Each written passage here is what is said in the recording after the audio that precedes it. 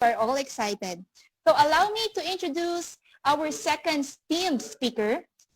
She is an alumna of UP College of Mass Communication, a multi-awarded journalist, Investigative Journalist of the Year in 2004, Broadcast Journalist of the Year in 2006, one of the 10 Outstanding Young Men of the Year of the Philippines in 2007, one of the Outstanding Women in Nation Service in 2010. She has been an anchor of Kapuso programs like Balitang Hali, News to Go, and Powerhouse, Pinasarap, and Brigada. She also produced award-winning documentaries from Eyewitness, the longest-running documentary program of Philippine TV. Under the new normal, she's telling inspiring stories through Brightside of 1GMA News programs.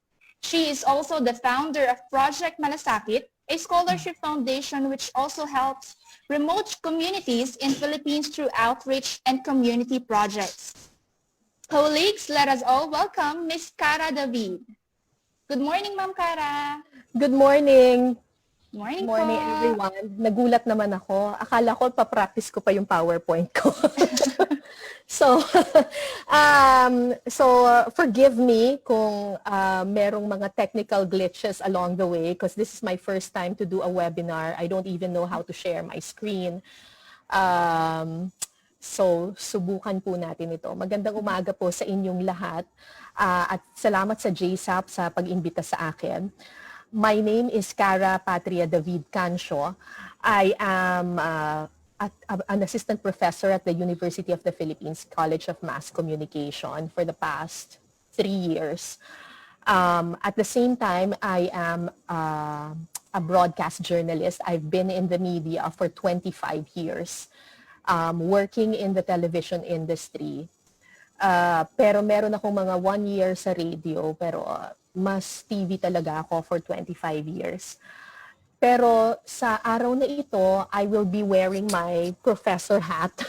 So, ang ituturo ko po sa inyo ay yung experiences ko as a teacher of journalism. So, hindi masyado about what broadcast journalism is right now, pero more on paano ba natin ituturo ang broadcast journalism sa ating mga estudyante. Okay, now I want to share my screen. Share screen. So, nakikita nyo na yung screen? Yeah. Can you see the screen, guys? Yes po. Yes. Okay, great. O sige, so we start na. So again, I'm Cara Patria David Cancio. I'm an assistant professor sa College of Mass Communication. I teach broadcast journalism. I teach Journ 101. I also teach communication theories at saka media and society at pagsusulat sa Filipino. So ngayong araw na ito, alam ko ang marami sa mga nakikinig sa atin ay mga journalism professors. Ibabahagi ko lang sa inyo kung ano yung kaunting nalalaman ko, teaching strategies na ginagawa ko at pwede nating magamit ngayong new normal. So, bago yan, pag-usapan muna natin ano ba ang broadcast journalism ngayon sa new normal.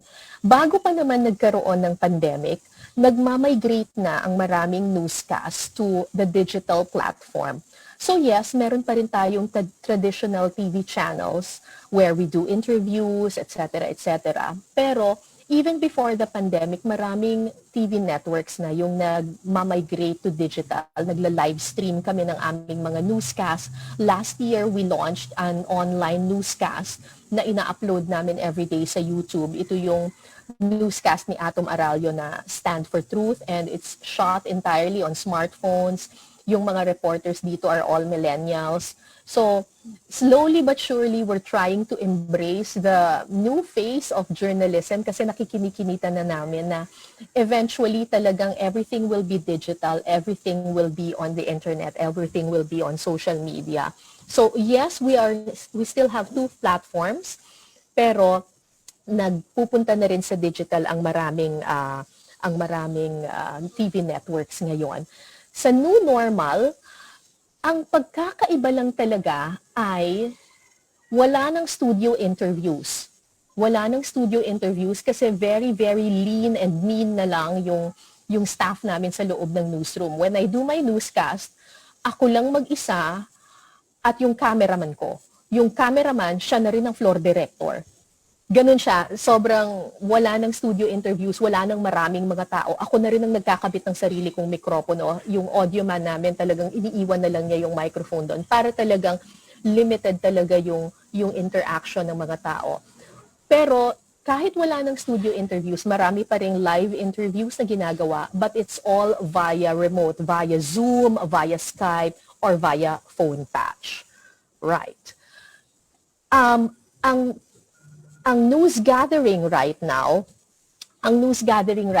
dati, nung 20 years ago, nung nagsimula ako sa journalism, kailangan mo ng cameraman na malaki ang katawan, na merong buhat-buhat na malaking camera dito sa kanyang shoulder. Pero ngayon, with technology, your smartphone can be a camera. So now everyone who has a smartphone can actually record and pwedeng magbalita. May mga nagsasabi ang tawag dito selfie journalism kasi almost anyone can now become a journalist, di ba? Citizen journalism. So kung ang cameras ay hindi na kailangan ng cameraman, smartphone ang ginagamit, pagdating naman sa interviews ngayon sa new normal, syempre ayaw rin natin ng close contact with our officials, etc. Ang mga press cons ngayon ay virtual na. Ang press cons ngayon ay via Zoom, via Skype. Ito na yung mga bagong interview or press con venues. Everyday yan, meron ng DOH, tapos ini-invite na lang kami sa mga Zoom meetings. Ang channels ngayon, one click away. Kung dati, kailangan mo pa talagang mag-apply sa isang TV network. Ngayon, almost everybody has their own channel. Welcome to my YouTube channel. Matagal na nating naririnig yan. So, ibang-iba na talaga ang broadcast journalism ngayon in the new normal. Very challenging for us reporters ang news gathering kasi alam naman natin lalo na dito sa Pilipinas, hindi naman lahat ng tao ay may internet connection at alam natin may mga lugar pa rin dito sa Pilipinas ang kailangan nating maabot kahit wala silang wifi or kahit wala silang smartphone, kahit wala silang internet connection. So yes, half of our news team still go on field. Nagpi-field pa rin kami, pero very, very limited na lang. Yung nakikita niyong litrato dyan, that's basically our live team. Dati yung live team namin, may malaki pa kaming ENG van na dala. Ngayon, ang pang-live namin, satellite na lang, or naka-backpack na lang, or it's just one computer. You just need a reporter, a cameraman, a driver, tapos, siguro 2 or 3 people to do the live for you. Ganun na siya. Si Rafi Tima, who is a real techie, kaya niyang mag-live, mag-report at mag-edit ng mag-isa. So, sometimes si Rafi, one-man team. Siya yung nagre-report, siya rin ang nag-edit, siya rin ang nagte-teleprompter sa sarili niya, at siya rin ang nagbo-broadcast, nagpapadala ng feed live. So, kasi kailangan talaga kaunti lang yung staff right now. We still do live reports, pero may mga protocols, syempre, na fina-follow, lalo na if you are in a public area. So half of our teams go on field, but the other half are work from home. Marami sa aming mga news reporters ngayon work from home, they do their stories, and they edit their stories at home. Now, that's for the news, so tuloy-tuloy pa rin ang pagbabalita kahit na may pandemic. Pagdating naman sa public affairs, akala ng mga tao wala ng public affairs shows kasi ang hirap i-produce ng isang documentary or isang magazine show or isang talk show nang hindi ka lumalabas, di ba? But we have produced online shows on YouTube and on Facebook. Every Thursday, actually mamayang hapon, meron po akong live cooking demonstration. This is my online show. Kasi nawala yung aking magazine program, food and travel program ko na pinasarap. So I have an online show via Facebook Live every Thursday at 4 p.m. Mamaya okra ata ang iluluto ko. So anyway, si Howie Severino, my very, very good friend and co-anchor, has a talk show on Facebook. It's called Quarantined with Howie Severino. Napansin ni Howie, mas marami daw nagpapa-interview ngayon ng mga big celebrities at saka mga officials kasi wala na silang reason para sabihin, I'm busy kasi lahat ng tao nasa bahay. So ang dali ngayong ma-interview. We do all these interviews via Zoom or via Skype. We were able to produce a full-length documentary during the pandemic. Ito yung first documentary that we produced, Ako si Patient 2828 ni Howie Severino. It was shot entirely on smartphones and Zoom. At si Howie mismo was shooting inside his hospital room. Tapos we asked his nurse to shoot videos of himself as well. So, imagine, kayang mag-produce ng isang buong documentary ng Zoom lang, ng smartphone lang ang ginagamit. So, ayun, nagagawa natin ng paraan kahit papano.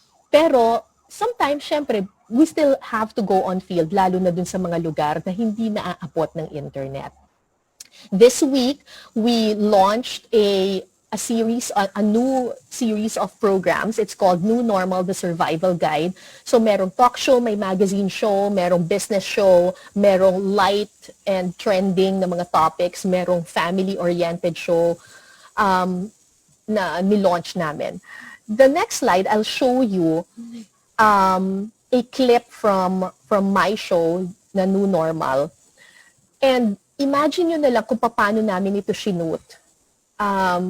Kasi iisipin mo, shoot siya with a legitimate cameraman na may malaking backpack. Pero panoorin nyo siya and ilagay nyo sa utak ninyo na shoot namin ito using just my phone, using GoPro, using 360 cam na kinabit lang sa aking bisikleta, using YouTube videos and photos from ordinary people. Ang cameraman ko ngayon ay ang aking asawa, who is a seaman.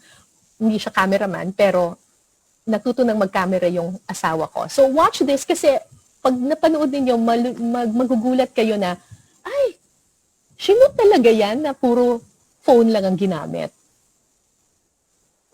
Ngayong new normal, let's look at the bright side.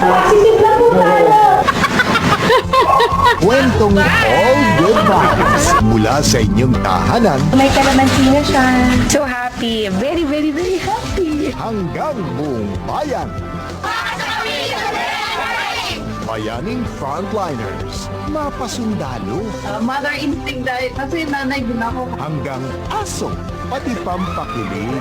Samahan niyo po akong maghatid ng iba't ibang kwentong punong-puno ng inspirasyon at pag-asa. Right side sa New Normal, The Survival Guide. Simula July 21, 8:30 p.m. dito sa GMA News TV. So, meron kaming mga parts na nag-field pa rin ako, pero talagang ragtag yung team namin. Kasi yung isang frontliner na nagbibisikleta, kailangan kong samahan magbisikleta. Wala siyang internet. So, kailangan ko siyang samahan talaga. May kinabit na GoPro sa mga bikes namin.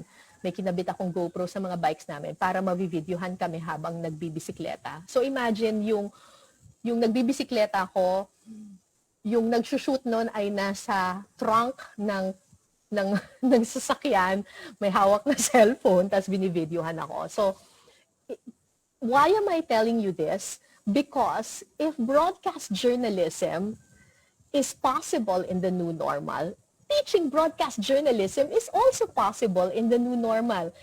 So, hindi pwedeng sabihin ng mga estudyante natin, ay ma'am, new normal na po, wala po akong magagawang story, hindi po ako makakapag-submit ng anything. Kasi if you have a phone with you, you can create something. Meron kang magagawa, meron kang maipoproduce. So, teaching in the new normal, I suggest kapag kayo ay nagturo, lagi niyong sisimulan with an outline. And make sure your outline is short and simple para hindi matulog at mag-stop video yung mga estudyante nyo. Tapos sabihin nila, ay, alis na muna ako kasi ang haba pa naman pala nito. So make it as short as possible. Alam mo, napaka-ikli ng attention span ng mga estudyante natin. So kailangan sabihin natin sa kanila, maikli lang to, guys, bear with me. Ganon. So, First part is I will teach you or I will share with you my knowledge about our audience or about our students. And second, there is a science behind paying attention. Yes, wag po tayong ma-nosebleed. Kaya po natin to. Simpleng-simple lang po to. Hindi rin po ako magaling sa science, pero dahil naarok ko to, maaarok nyo rin po ito. Tapos, pangatlo, I will share with you my teaching strategies na pwede nyong kopyahin, pwede nyong gayahin, pwede nyong i-try sa inyong mga estudyante. Tapos, conclusion, simpleng-simple, ang dali-dali. Okay, let's go. Guys, I want this to be very interactive. So, anytime mag-ano lang kayo, bato lang kayo ng bato ng question sa akin. Alright, know your audience. Ito ang unang-unang tinatanong na amin sa sarili namin when we conceptualize a documentary, when we conceptualize a program. Ang una naming tinatanong sa aming mga isipan, sino ba ang manunood nito?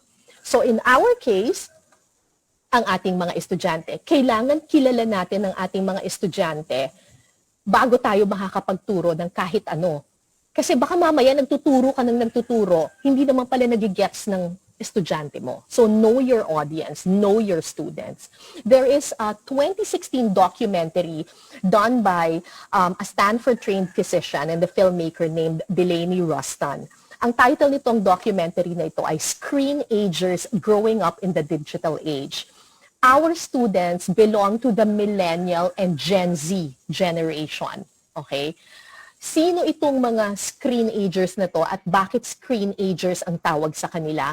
Kasi pinanganak sila na may screen. Pinanganak sila nung naimbento na itong mga iPhone, iPad, tablets, etc., etc. Na nung panahon ko, wala pang pinanganak ako, wala pang cellphone, yung ganyan, di ba? Nagtatrabaho na ako nung dumating yung cellphone at yung pagte-text. Pero itong mga batang ito, sobrang bihasa sila at lumaki sila with the screen on, na merong yung screen, may tablets na, may computers, may smartphones, etc., etc. Ito ang ating mga estudyante. So, kailangan kilalanin natin sila no matter how Jurassic we are. Okay, sino ang mga screen agers? The screen agers are experts at multitasking. Ito yung mga batang kayang manood ng TV, at the same time magbasa, at the same time makinig ng music, at the same time makipaglaro or mag-text sa kanilang mga kaibigan. Okay? So they are experts at multitasking. Their attention span is around 8 to 15 seconds or even less. Okay? Napakaikli ng attention span ng ating mga estudyante. They are digital natives, katulad ng sabi ni Sir Robbie Alampay kanina, mas maalam sila sa technology compared to us. Kabisado nila yan. They are always hungry for something new because they are experts at multitasking, di ba? So, gusto nila laging bago. Ito yung mga batang makita lang ng kaunti, ay, luma na yan, ayaw na nila kaagad. They thrive on multimodal learning. Multimodal learning, ibig sabihin, hindi lang sila kontento sa nababasa nila at naririnig nila. Kailangan yung nababasa nila, naririnig nila, natatry din nila, nahahawakan nila. Multimodal. Hindi na sila, nabobore na sila with just reading a book. Kailangan may iba pa silang ginagawa. Kailangan na i-experience pa nila. Okay? And they thrive on collaborative learning. Gusto nilang laging may grupo. Gusto nila that they belong to a group. They learn when they are in a group. Ayaw nilang left out. Di ba may kasabihan pa sila yung FOMO, F-O-M-O, fear of missing out. Di ba? Ayaw nilang nahuhuli sa trend. Ayaw nilang nahuhuli sa grupo. Okay? So just remember all these things. Mamaya babalikan natin ito. Pero remember that our audience are these children. Ganito sila. Okay? Nakakatakot, di ba? So, himayin ko isa-isa. Multitasking digital natives. I'm sure na naranasan nyo na ito sa inyong classroom, nakabukas ang kanilang mga laptop, tapos kunyari nagti-take down notes sila, pero pag sinilip mo, ayun, nagte-text pala ng kaklase, nasa Facebook pala, nasa Twitter pala, at yung iba sa kanila nakikinig pa ng music. Di ba? Imagine nyo na lang with the new normal, kung ganyan na sila sa classroom natin, na nakatingin na si teacher, paano pa pag nasa bahay? Baka mamaya nakabukas yung TV, nanonood ng sports, etc. etc. So, ang daming distractions ng ating mga estudyante. Remember that. They are easily bored and always hungry for something new. The New York Times had a study about reading habits ng mga tao. Do you think ang mga reading, sa tingin nyo, guys, sa tingin nyo nagbabasa yung mga millennials at saka mga Gen Z? What do you think? Do you think they read? Nagbabasa ba sila or hindi? Kung gusto niyo sumagot, mag-comment na lang kayo, tapos I can read it naman, di ba? Pero sa tingin niyo ba, ang ating mga estudyante, the screen agers, the Gen Z and the millennials, do you think they read? Nagbabasa ba sila o hindi? Okay. Ako, akala ko hindi sila nagbabasa. Pero, based on a New York Times study noong 2008, luma na itong study na to, they actually read. Mas nagbabasa pa nga yung mga screen agers compared to us. Okay? Yung mga 64 and up, they read an average of 1 hour and 24 minutes per day. Tayo, yung mga nasa age 25 to 64, nagbabasa tayo 32 minutes per day lang. Siguro kasi nagtatrabaho tayo. But the screen agers, 15 to 24 years old, they read 50 minutes per day. Imagine that. Diba? So, mas nagbabasa yung mga screen agers compared to us. But, there is a difference. Okay? The screen agers, they read a lot, but they read for a purpose. Hindi nila binabasa ng cover to cover. They just scan it. Nagbabasa sila, pero because they have a very short attention span, babasa lang sila, tapos lipat na ulit. Tapos basa ulit. So, yes, nagbabasa sila, pero tama yung sinabi ng isang nagko-comment dito kanina. Sabi niya, yes, they read, but they don't have focus. Sino ba yung nagsabi nun? Si Selena Calawag Esparagoza. Yes, they read a lot. The millennials and the Gen Z, they read a lot, pero hindi masyadong focused. Kumbaga, nagsascan lang sila. Siniskim lang nila yung pages. Hindi sila cover to cover. Alright. So, the next thing, yung isa pang characteristic ng ating mga estudyante, they thrive on multimodal learning. Ayaw nila ng reading and writing lang. Gusto nila, nakikita nila, naririnig nila, nahahawakan nila, natatry nila, nasusubukan nila. Hindi pwedeng, ito, basahin mo, babasahin nila. Finished. Remember, their attention span is so short.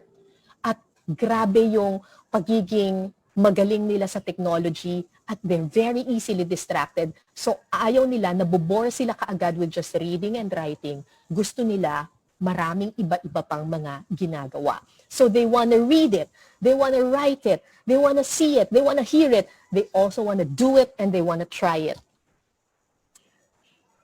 Ang hirap para sa ating mga educators, pero kailangan na natin mag-think out of the box. Hindi na pwede yung the usual classroom setup lang na eto may ganyan. Kailangan everything. Kung gusto mong manatili sa utak ng mga bata yung mga tinuro mo, hindi pwedeng kinuwento mo lang sa kanila, kailangan naramdaman nila, kailangan nahawakan nila, kailangan nagawa rin nila. So, multimodal learning. Any questions so far? Kaya pa ba, guys? Meron pang mga nagtatanong. I want this to be very, very interactive, guys. So, anytime that you have a question, just type it in, tapos isusulat naman siya ni Angelica for us. Alright. So, yun din yung isa kong important point sa inyo. When you do your lectures, stop every now and then and ask questions. Ngayong new normal, kailangan very, very, very interactive tayo sa ating mga estudyante para hindi sila nakakatulog. So, every now and then you ask them, buhay pa ba kayo? Gising pa ba kayo? Ganyan. Alright, we now go to the second part of my lecture, which is the science behind paying attention. Huwag pong matulog, guys. Okay, alam ko, tayong mga mga communication experts, kayo tayong mga masscom, hindi tayo mahilig sa science at saka sa math, pero simple lang to guys, okay? There is a science behind paying attention. May binasa akong libro na sinulat ng dalawang neuroscientist. Sabi nila, meron daw 4 na stages ang attention, okay? Yung brain natin works this way, okay? Bear with me guys, 4 lang to. Passive stage, external internal shift, finding a focus, processing information. Big words. Explain ko sa inyo ng malinaw na malinaw. Okay. Ang impormasyon dumarating daw sa atin, passive stage una. Ibig sabihin, unfocus. Lahat lang ng nakikita natin, lahat lang ng naririnig natin, lahat lang ng narinig, nakita natin, nabasa natin, pumapasok lang sila whether it's important or not important.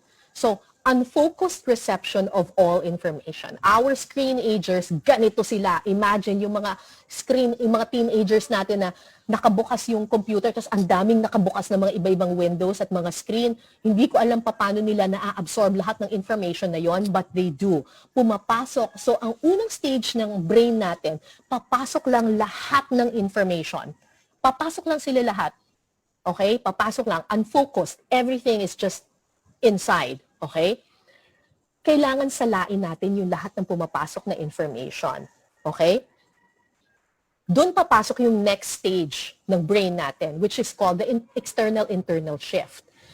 From the myriad of information na pumasok, yung brain natin, ima-match siya ngayon kung nakaka-relate ba tayo doon with past experiences. Yung new information, how is it related to our past experiences or our past knowledge?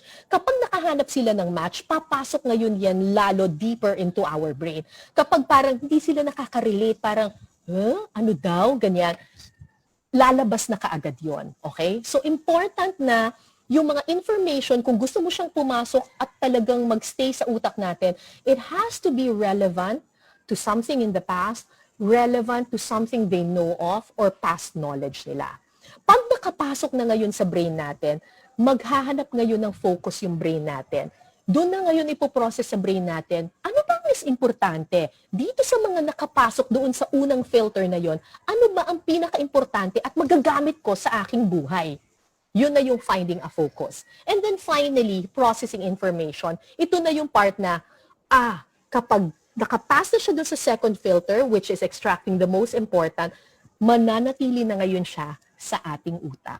Mananatili na siya sa ating brain.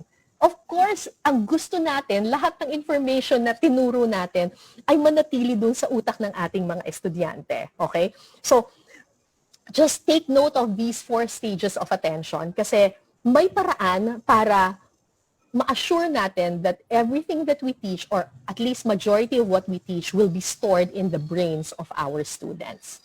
All right. So, are you familiar with this, guys?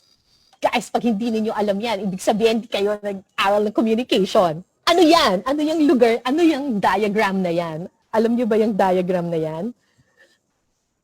Alam niyo ba yan? This is the diagram for the gatekeeping theory.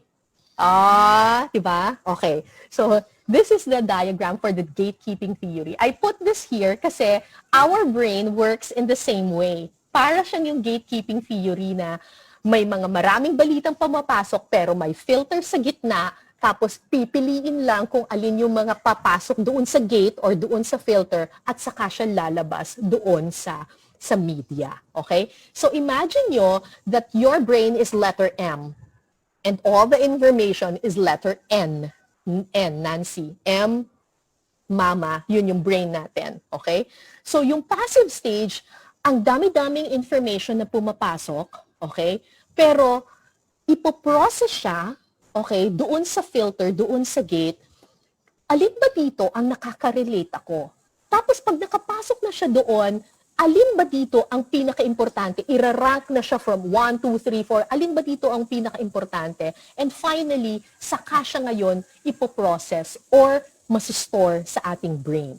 Ganun yung itsura niya. So, alam ko, tayong mga communication professors, talagang yung gatekeeping theory, yan yung unang-una nating pinag-aaralan, di ba? So, relevant pa rin siya dito sa science behind paying attention.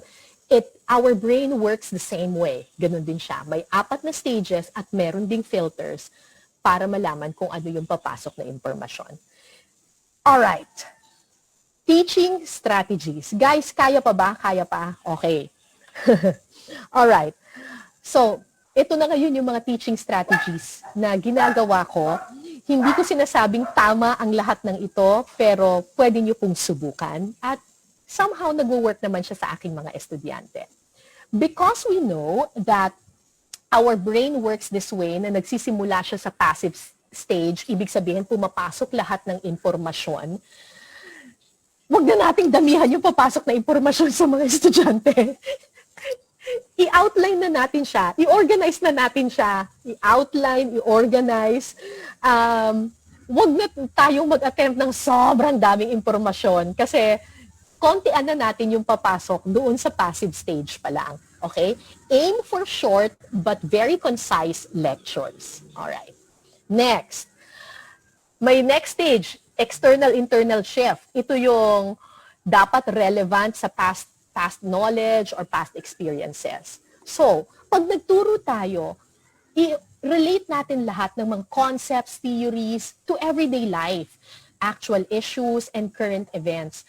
Huwag nating hayaan na parang, sinabi ni George Germner ganito, ganyan, ganyan. Tapos parang wala na. I-relate natin siya sa normal na buhay.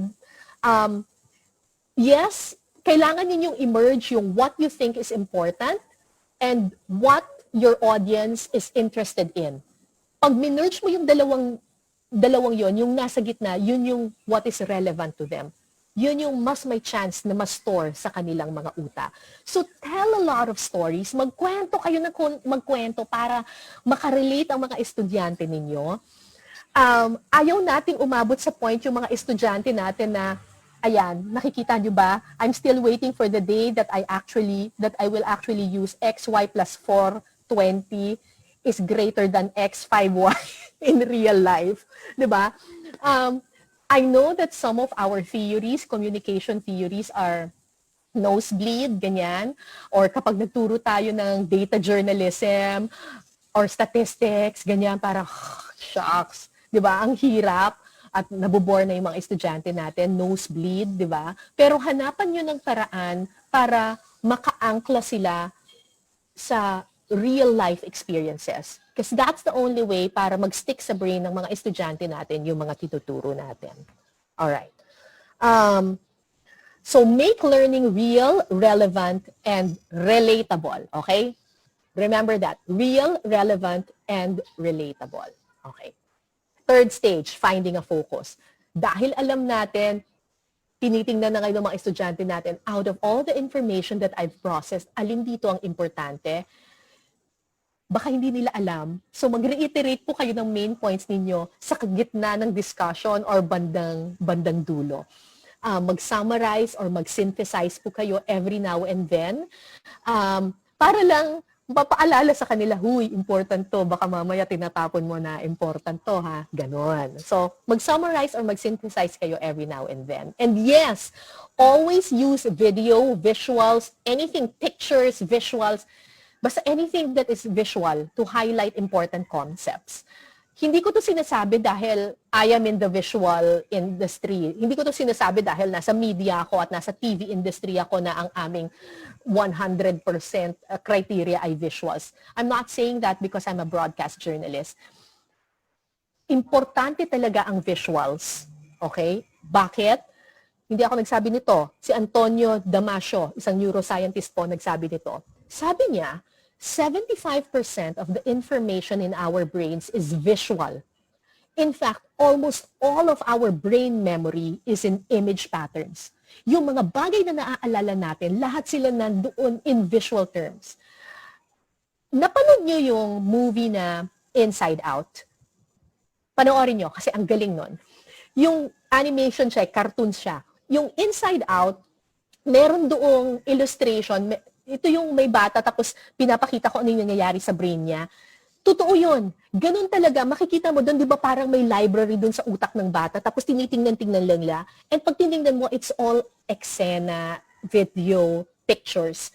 Kasi totoo yun. All the memory in our brain is in visual patterns, is in image patterns. In fact, even feelings, pag sinabi sa'yo, ay, mahal ko siya, ang unang naiisip mo, hindi naman yung word na love, ang naiisip mo yung visual ng pagmamahal mo dun sa minamahal mo. Diba? Sorry, ang cheesy. Pero guys, ganun ka-importante ang visuals. So, wag lang puro words, lagyan nyo po ng maraming visuals. When you're doing your PowerPoints, every now and then magsingit kayo ng video ninyo na parang, oh guys, buhay pa ba kayo? Ganyan. Alright? And lastly, yung stage processing information. So, because yung nagsistick sa utak ng mga bata ay yung talagang nahahawakan din nila at naiintindihan nila. Devise an activity that will make the concept or the theory more memorable in your students' minds. Example, pwede mo silang bigyan ng isang editorial cartoon, pwede mo silang bigyan ng isang meme, or even a print ad, tapos visual siya, tapos every time maisip niya yung theory na yon, ma-associate niya ngayon with that picture. Halimbawa, when I want to discuss nung ang topic namin sa media and society, ay yung theory of stereotyping in the media and the media creating idealized images. Siyempre parang, nakaka-nosebleed. Ano ba ibig sabihin yan? Instead of just giving them quotations from experts, etc., or bullet points, ang ginawa ko, pinakita ko tong picture na to. This is a print ad ng isang commercial, ng isang shampoo ba ito? Lotion, ng isang lotion. At ganito yung print ad nila. Actually, tinanggal na rin itong print ad na to kasi ang daming nagalit dito sa print ad na ito. Pero when you look at this print ad, what does it tell you?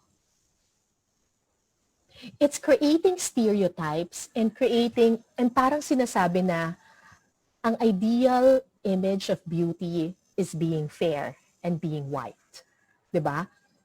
All of a sudden, na-marginalize na kagad everybody who is dark-skinned. Diba? Na parang, kung gusto mong gumanda, kailangan magpaputi ka. Gumamit ka nitong lotion na ito. Diba? So, I showed this to my students and immediately, pagkatapos nun, diniscuss ko sa kanila yung theory ng stereotyping in the media and creating idealized images in the media, the power of the media to create idealized images. And nag-stick sa kanilang utak ngayon when I asked them about the power of the media to create idealized images. Ito kaagad yung papasok, i-review kaagad nila sa utak nila, tapos ito yung lalabas. And then they will be able to explain it. Because visuals have that kind of power. Okay? Nasustore siya kaagad sa utak natin at nare-relate natin siya kaagad to a certain theory or certain concept. Alright? Kaya pa ba? Kaya pa ba? Yes, tama si Jeneline Rapista Ranga, stereotyping. Tama. Sabi rin ni Raymond Yadaw, the photo will encourage your students to speak. Correct. Tama.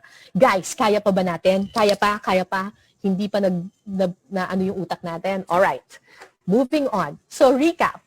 We have to know our audience. Our audience are what? They're multitaskers with a short attention span. They are always hungry for something new. They thrive in multimodal learning and collaborative learning. Because our audience, because our students are screen agers, kailangan i-tailor fit natin yung ating mga lessons para sa kanila. Okay? With this in mind, okay, because our students are multitaskers with a short attention span, hold their attention by using visuals and videos. Nakita ko to, guys, totoo to. Ang mga bata, madali silang mabubor kapag binabasa nila yung text, pero kapag nanonood sila, mas matagal, mas nahuhold mo ng kaunti yung kanilang attention span. Okay? Video is king. Okay? Mas garantisadong masustore sa memory ng mga bata at hindi sila masyadong mabubor kaagad kapag may video kayong pinakita. So visuals or videos, photographs or videos, gamitin nyo to sa inyong pagtuturo. Okay? And make sure short videos mo yung ipapakita ninyo. Huwag mo masyadong haba-habaan portion. So, aim for short videos with a lot of impact. Now, kung sakaling magpapakita kayo ng video na medyo mahaba-haba ng konti, make sure to tell them na it's just a few minutes, it's just an hour, saglit lang to, bear with me, be patient. Di ba ngayon, pag nagbabasa yung mga bata, may mga articles, tapos nakasulat sa ilalim, this is a 5-minute read. So parang sinasabi ka agad sa'yo na parang, okay, 5 minutes lang naman ang buhay ko to. Sige, magko-commit na ako. Okay? So tell them it's just a few minutes. Now, this video that I will show you is a video that I use when I teach the children about the cultivation theory of the media. Warning lang po, may violence po kayong makikita. I want you to watch this. Pero kung takot po kayo sa violence, huwag na lang po kayo manood. Pero this is a CCTV footage taken in Caloocan City in 2019. I want you to watch it and I want you to tell me how you felt. Okay? So just click away and I'll read some of your comments. Just watch this. This is just this is just 2 minutes. Okay? Panoorin niyo po ito.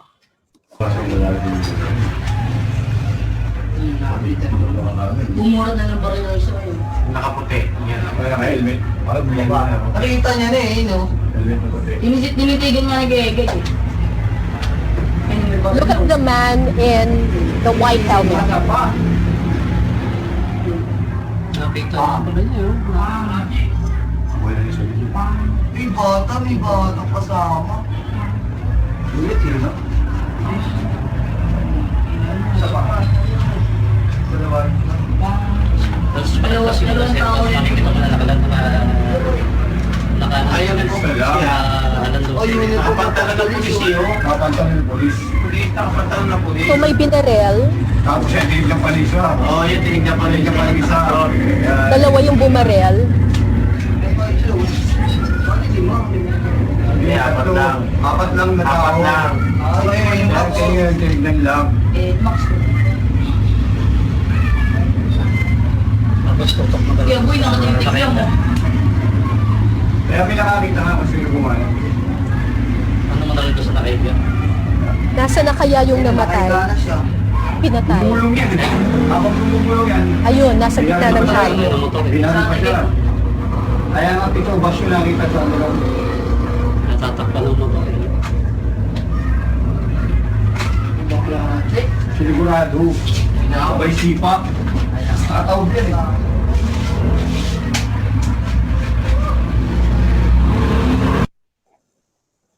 Okay. Alright. Napanood niyo po ba? Tinitingnan ko sa Facebook ngayon, sabi nila loading daw. Nag-load ba? Or nagkaroon ba ng problem?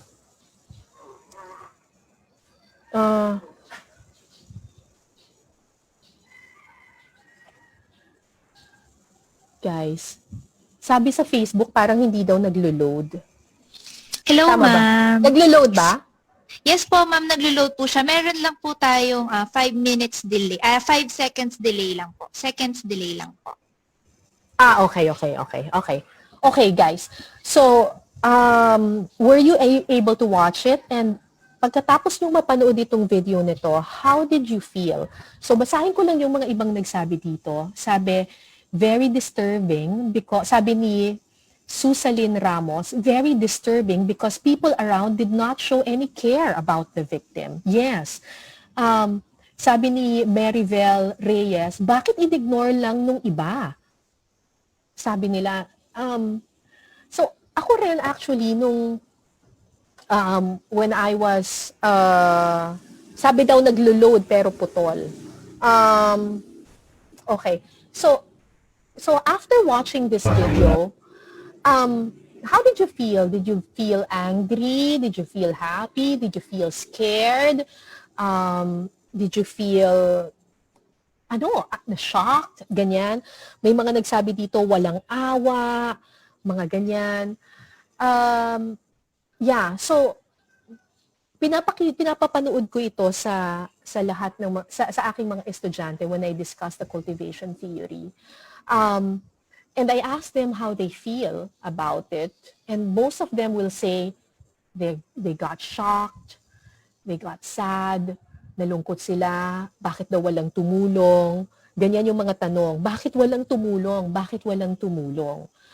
And I asked my uncle, who is the Bishop of Caloocan, kasi nakuha ko itong video na ito from Caloocan, and he said, it's probably because a lot of them have been desensitized to violence. Pwede yun. Diba? Another thing is, posibleng takot sila. Most of them are afraid. Natakot silang tumulong kasi baka sila naman ang susunod.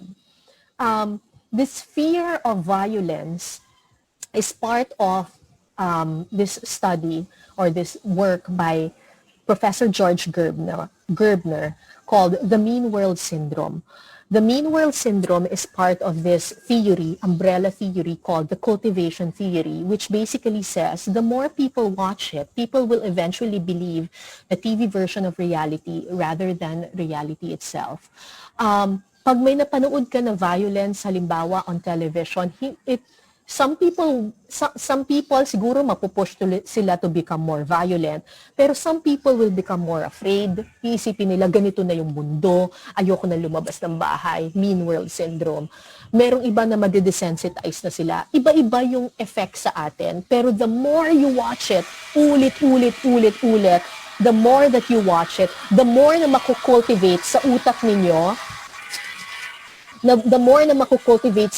ninyo, yung iba't ibang mga feelings na ito. So, when I teach my students about the cultivation theory, I don't just give them this slide, Professor George Gerbner, 1975, the more they watch it, etc., etc. I show them this video and I ask them, what feelings were cultivated in your mind when you watched this video? Imagine watching this kind of video every single day. Ulit. Ano kaya ang mangyayari sa utak mo? That's how the cultivation theory is. Ganun ang tinuturo sa atin ng cultivation theory. So imagine, we're teaching a theory na sa totoo lang nosebleed, pero if you teach it in a way na merong visuals, na something na makaka-relate sila, or something na mararamdaman din nila mismo, it's gonna stick in their head. And sa totoo lang, nung nagpa-final exam ako sa mga estudyante ko, sa dinami-dami ng mga theories na tinuro ko sa kanila sa isang buong semestre, 100%, lahat sila, sabi ko, name a few theories that we've learned in class. Ayun, halos lahat sila, cultivation theory. Alam ka agad nila. So, I'm telling you this because of the power of visuals. Use your visuals, use your videos to communicate hard to understand concepts or hard to understand theories. Okay? So that's one teaching strategy that you can use. Because ang ikli ng attention span ng ating mga estudyante.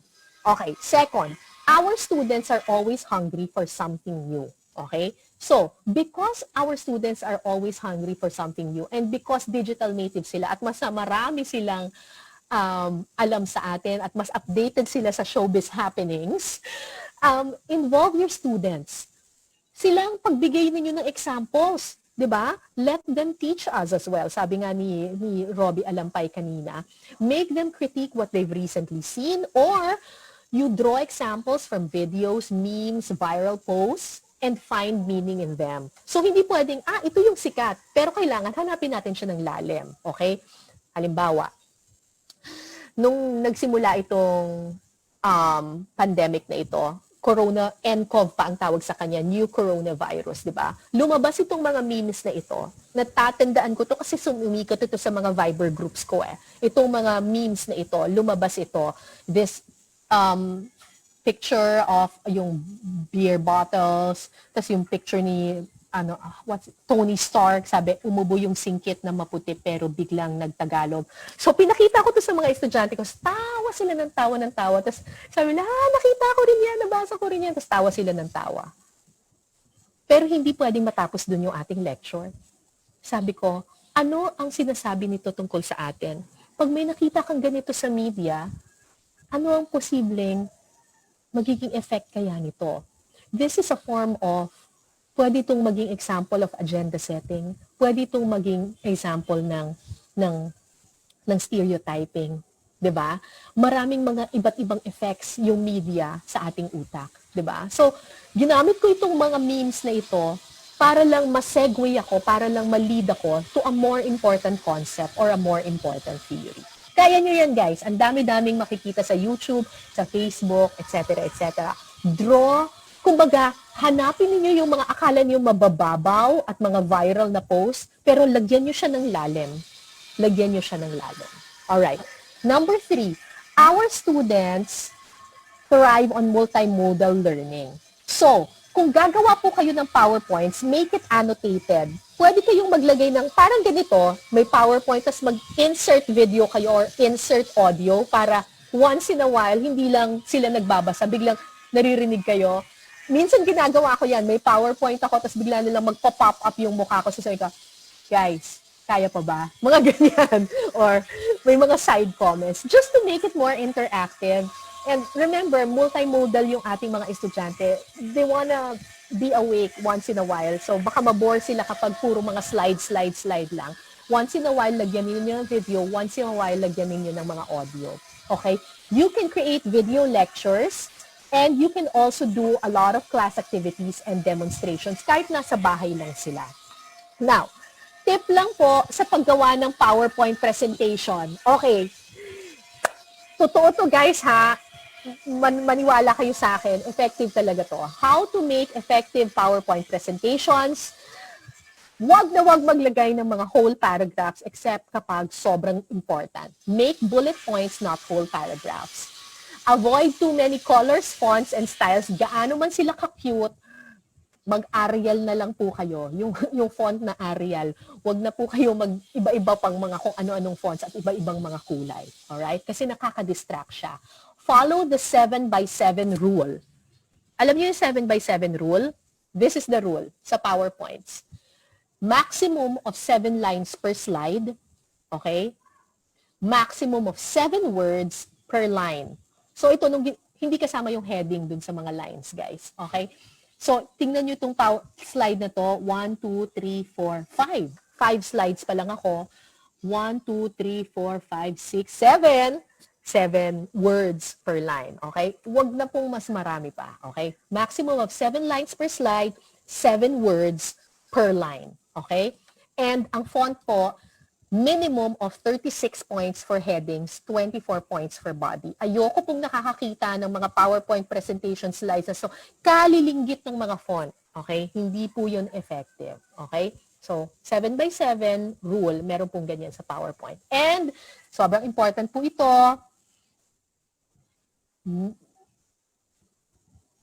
avoid distracting transitions and animations like itong ginawa ko. Medyo kinilabutan ako na nilagay ko to sa slide ko. Pero guys, huwag niyo pong gagawin yung mga ganyan, mga may lumilipad-lipad. Hindi po matutuwa ang inyong mga estudyante dyan. Straightforward lang po tayo. Okay.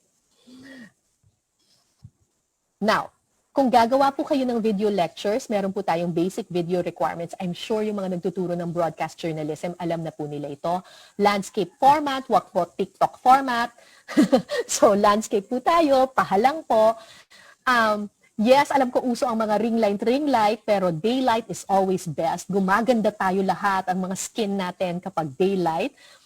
I-avoid po natin yung mga zoom in, zoom out dun sa camera kasi nagpipixelate lang po siya, and always follow the rule of thirds. The rule of thirds is basically hatiin nyo sa tatlo yung inyong screen. Okay? Katulad nitong nakikita ninyong picture na ito, nakahati po sa tatlo yung screen. Tapos ipwesto nyo po yung sarili ninyo. Huwag po sa gitna kasi ID picture po yon kapag nasa gitna. Nandun po sa pagitan ng 1/3 at ng 2/3. Okay? So, rule of thirds. Parang ganito. Ang gwapo ni Kuya. Aminin. Okay. So, merong rule of thirds. This is good framing. This is bad framing. Why? Kasi masyadong nasa gilid na gilid naman si Kuya. 'Di ba? So, follow the rule of thirds. Huwag din yung masyadong gitnang gitna kasi parang one by one photo po ang peg ninyo. So, para lang mas maganda, sa media, ganito ang fina-follow namin. Always the rule of thirds. Mas maganda po yung composition ng inyong video. Alright. Okay. Now, because our students are multimodal learners, okay, maximize activities where students can demonstrate what they've learned. Sabi ko, di ba, ang mga estudyante, they want to hear it, they want to see it, they want to read it, they want to write it, they also want to feel it, and they want to try it. Di ba? So, gusto nyo subukan? Okay, gumawa kayo. So, ito enjoy na enjoy mga estudyante ko dito. Okay. So I wanted to teach my children about the importance of visuals. Nasabi ko, sa TV, mas importante ang video kesa sa script. Okay? Hindi ito pahabaan at pagandahan ng mga words. Pagandahan ito ng video. At pwede kang gumawa ng storya ng puro video lang at walang nagsasalita. Depende kung gaano kaganda ang pagkakaanggulo ng camera mo. So I wanted to teach them about camera angles and storytelling. Pagkatapos ko silang bigyan ng lecture about it, gusto kong malaman, natutunan ba ng mga estudyante ko yung mga sinabi ko? So, ang teaching strategy ko, on the spot, shoot, edit. Sabi ko, I will give you 30 minutes. 30 minutes lang, di ba? Sabi ko, I will give you 30 minutes. Mag-picture kayo ng 20 pictures, hindi video 20 photos, tapos i-arrange nyo siya, I want you to tell me a story. A simple story in 20 images, no words, siguro pagbibigyan kita ng one last frame na may words, pero no dialogue, nothing, no captions, 20 images, at least 20, maximum of 20 images, 30 minutes. Gawin nyo sa bahay ninyo or gawin nyo sa loob ng classroom. So ito yung ginawa ng isa sa mga estudyante ko. It's a very simple story pero ang effective, ang galing ng camera angle nila. Panoorin niyo po ito. Medyo nakakatawa siya. Yun. So bumaba siya ng ang galing, may movement pa pumasok sa men's room. Ay, may ginawa si kuya. Walang pamuna si kuya.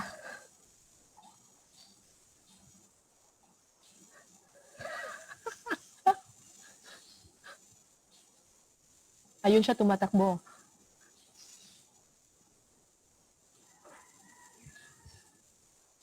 Get one sheet yellow pad. Yun ang nakasulat sa board.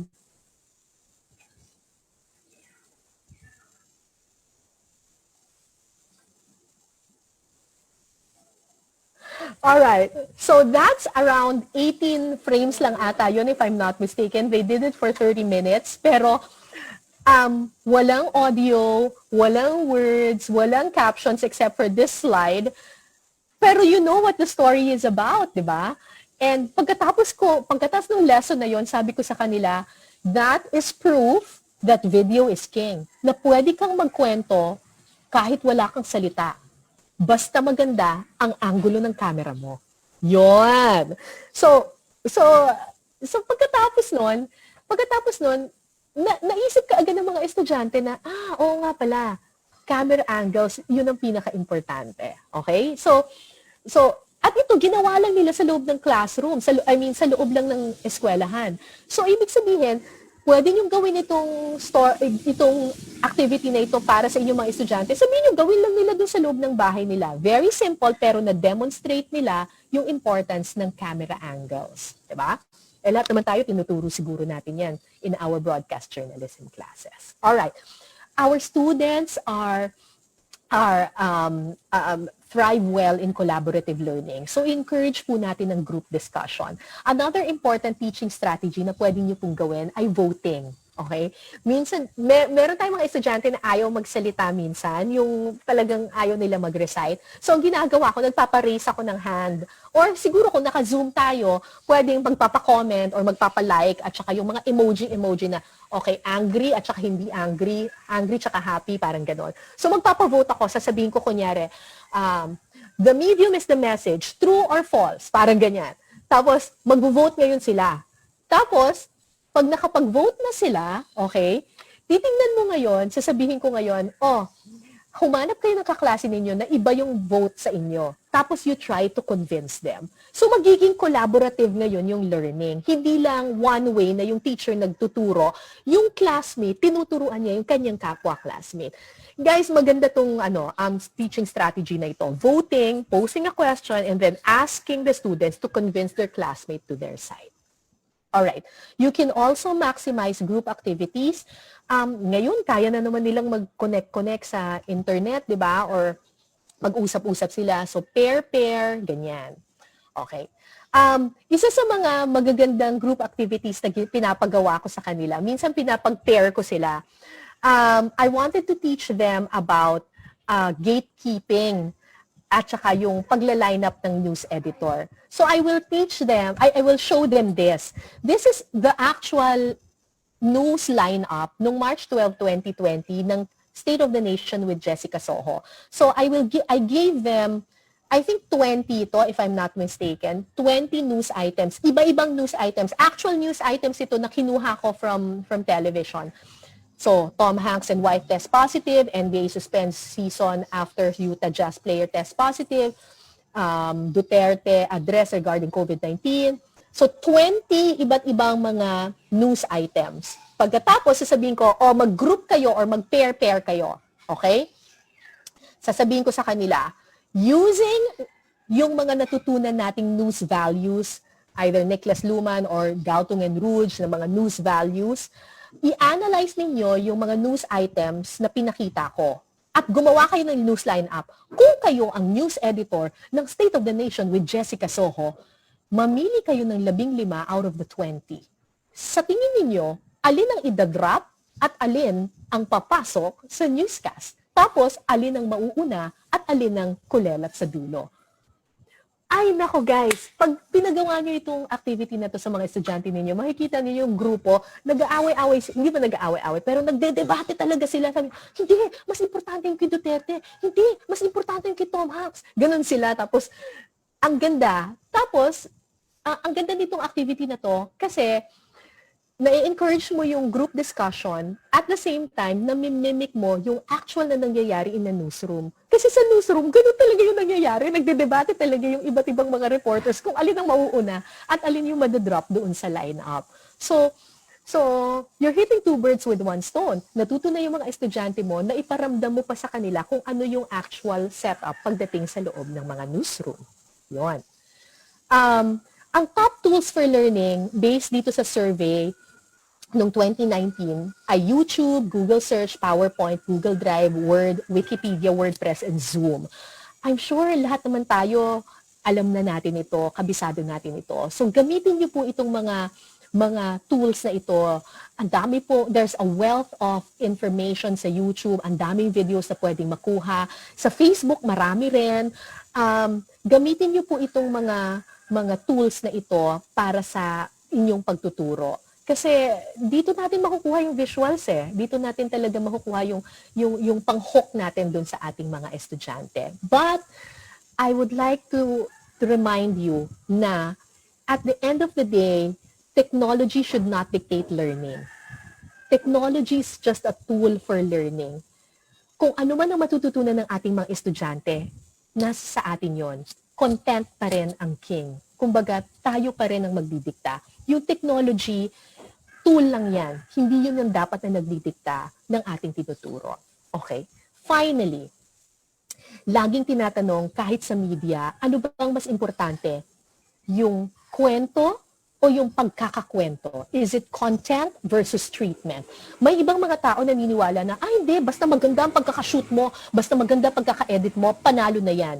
Hindi ako naniniwala doon. Magbago man ang panahon, magkaroon naman ng maraming technology, magkaroon man ng mga drone, at saka mga kung ano-ano, mga high-tech na mga camera. Pag hindi maganda ang storya mo, hindi ka papanoorin. Pag hindi maganda ang tinuturo mo, kahit na gaano ka kagaling sa TikTok, kahit gaano kaganda yung PowerPoint slides mo, kung walang laman yung PowerPoint mo, wala pa rin. Okay? So, content is king. Okay? Nandun pa rin tayo sa content. Kailangan may laman yung ating mga sinasabi, ating pinapanood, ating nilalabas, ating tinuturo. Okay? It's story over storytelling. Oo, okay yung storytelling. Pero wala kang maikukwento kung wala kang kwento. 'Di ba? So kailangan content is king, all right? Second point, know your audience. Alamin mo kung ano ba ang intricacies ng audience mo, ng manonood mo, or ng mga estudyante mo. Combine this together, content is king, know your audience. Ito lang ang take away dito sa lecture ko. Present your important concepts, theories, and principles in a manner that is palatable to your audience. Ang unang part ng lecture, inalam natin sino ba ang estudyante natin. Ngayon, alam natin kung ano yung ituturo natin. Make sure that it is relevant to them at maiintindihan nila. Okay? Ito rin yung sinusundan namin sa media. Ito rin yung sinusundan namin when we do our documentaries. Inaalam namin ang audience namin at inaalam namin kung ano yung kailangan ng audience namin. It's balancing what the audience wants and what the audience needs. Hindi pwedeng what the audience needs lang kasi kababawan portion lang ang ilalabas natin doon. Kailangan alam muna natin kung ano ang kailangan ng audience, tapos i-marry mo yan sa ano ang gusto ng audience. Pwede naman yun magsama eh. What the audience, balancing what the audience wants with what the audience needs. Okay?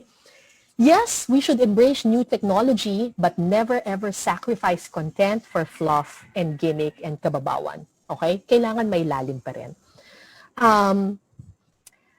Our program Eyewitness is the longest running public affairs program on television.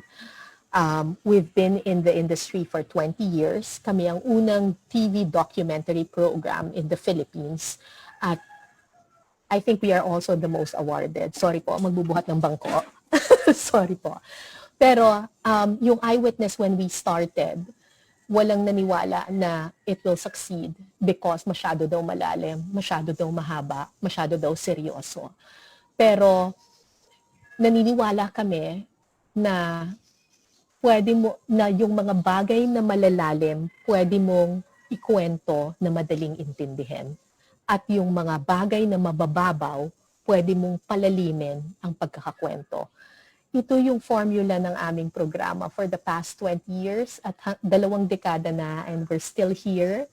We're still airing. May pandemic na, pero nakaka-ere pa rin kami. Nakakagawa pa si Howie Severino ng documentary, may pandemic na ang lahat. So, I hope you can also apply these principles sa inyong pagtuturo. Pwedeng yung topic ay malalim, pero gawin yung mas madaling intindihin. Pwedeng yung topic ay mababaw, it's a viral meme, TikTok, whatever, or anumang nakakatawang lumabas sa Facebook. Pero pwede nyo po siyang laliman yung pagkakakwento. So, tandaan nyo lang po yun, mababaw pero malalim, malalim pero madaling intindihin. Alright. Maraming salamat po sa inyong lahat and happy teaching! Kung meron po kayong mga questions, ayun po, sabihin niyo. Okay. Hello, Ma'am Cara. Thank you so much for sharing your time and knowledge with us.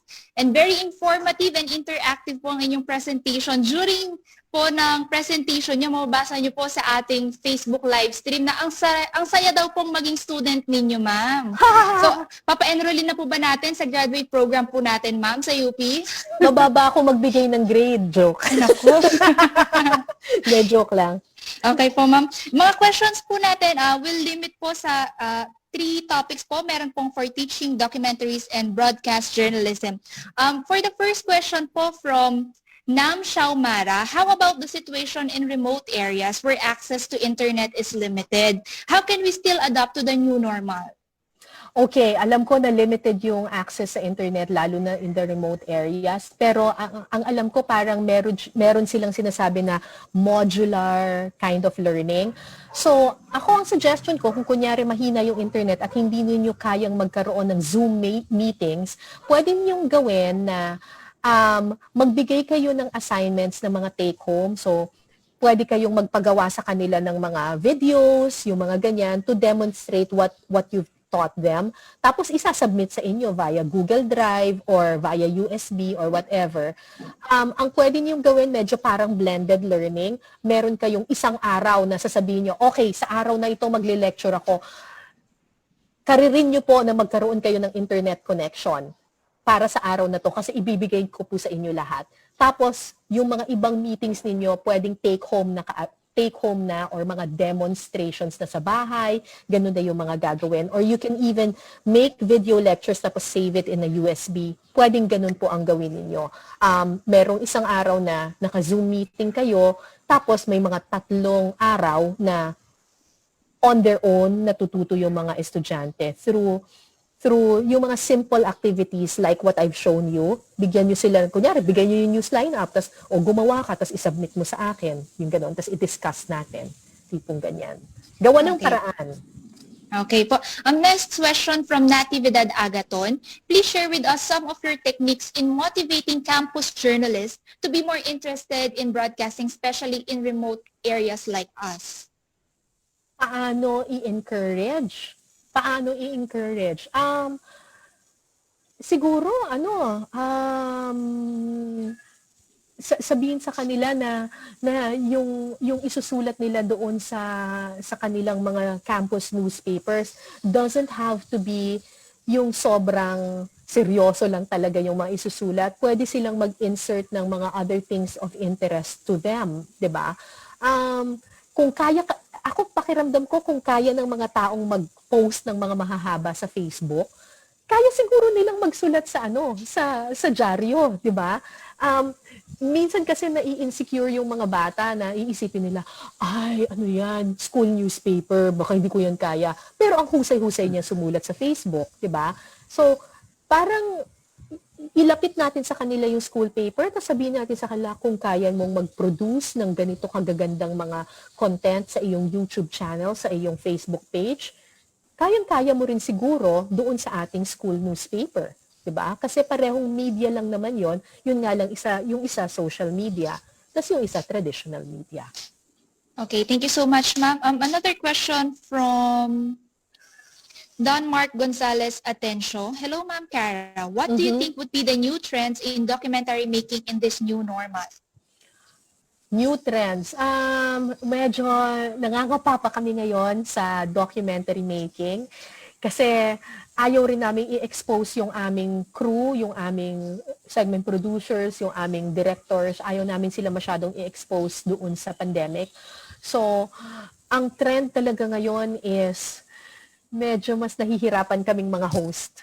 Like ako, at saka si Howie, si Atom, saka si Sandra. Ano talaga kami, kung kayang kami na yung mag-shoot sa sarili namin, kami na yung mag-shoot. It's really, yung sinabi kanina ni Sir Robbie na kailangan i-embrace na natin yung new technology, yung multi-platform, multimedia.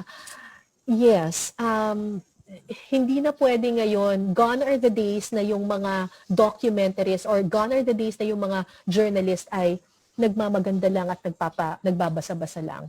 Kailangan yung journalist ngayon, marunong siyang mag-enunciate, marunong siyang magbasa, marunong siyang sumulat, marunong din siya mag-edit, at ngayon dapat marunong na rin siyang mag-shoot. So, the journalists right now, they need to be producers.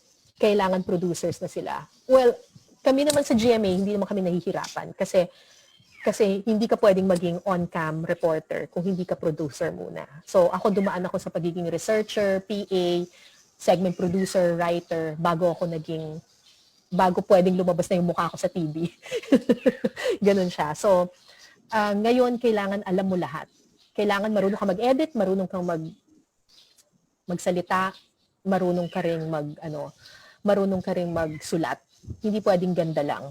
Ganyan. Mas mahirap pero mas challenging. Pero mas okay kasi mas nagiging malalim yung ating mga journalists. Okay. Thank you so much, ma'am, for that. Can we accommodate the last question na lang po, Okay. since some of our questions na answer na po kanina during your discussion. From Emerson Aguilar Pacheco, should we teach them censorship? Should we allow them to use their language, which is sometimes foul? This is for students are better editors and video producers. So, should we teach them censorship? Censorship. Should we allow them to use their own language daw po, which is sometimes foul or gore?